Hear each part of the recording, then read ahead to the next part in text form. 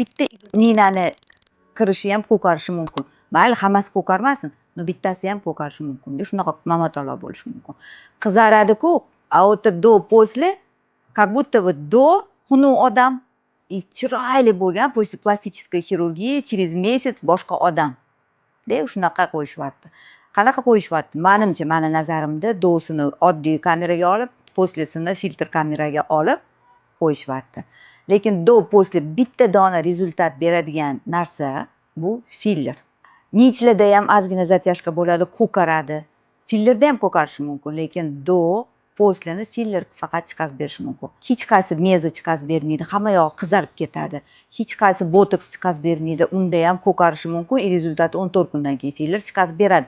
Lekin do после qo'yishayotganini, hozirgi qo'yishayotganini albatta bu aldov 100%, потому что это работа пластических хирургов. Shunchalik qo'yishyaptiki, chet elli do и послесini plastik xirurglarnikini olishyapti. Deb qo'yib qo'yishyapti o'zi.